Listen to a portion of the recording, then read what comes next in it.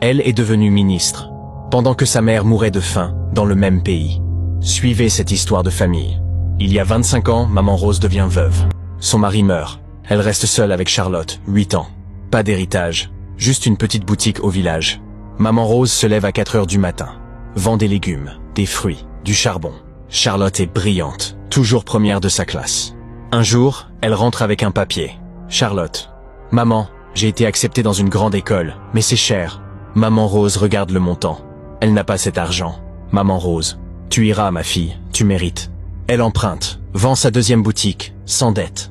Charlotte étudie dans la capitale, loin du village, loin de la pauvreté. Les créanciers reviennent. Madame Rose, il faut payer. Ils saisissent tout, sa dernière boutique, ses meubles, même son lit. Elle dort sur une natte, dans une case fissurée. Mais elle ne dit rien à Charlotte. Charlotte obtient son diplôme, décroche un poste au ministère. Maman Rose pleure de joie. Mais quelque chose change. Charlotte appelle de moins en moins. Charlotte grimpe, directrice, secrétaire générale, puis ministre. À la télévision, on l'interviewe. Madame la ministre, et votre famille? Charlotte hésite. Charlotte. Ma mère est décédée quand j'étais jeune. J'ai dû me débrouiller seule. Dans son village, maman Rose regarde chez une voisine. Elle entend sa fille dire qu'elle est morte. Les larmes coulent. Sa fille a honte d'elle. Celle-ci a oublié que la famille est sacrée. Elle a oublié que la famille, c'est la race. Elle est ministre connue pendant que sa propre mère est la plus pauvre de son village natal. Suivez cette histoire de famille. Charlotte est maintenant ministre. Voiture de fonction, chauffeur, garde du corps.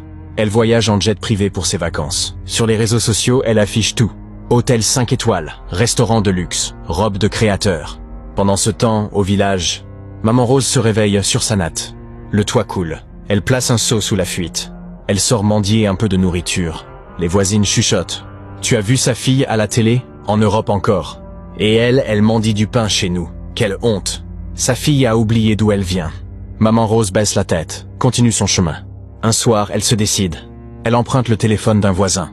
Compose le numéro de Charlotte. Ça sonne. 1 fois, 2 fois, 3 fois. Enfin, quelqu'un décroche. Secrétaire. Cabinet de Madame la Ministre. J'écoute. Maman Rose. Bonjour. Je voudrais parler à Charlotte. Madame la Ministre. Secrétaire. C'est à quel sujet? C'est sa mère. Ne quittez pas. Plusieurs minutes passent.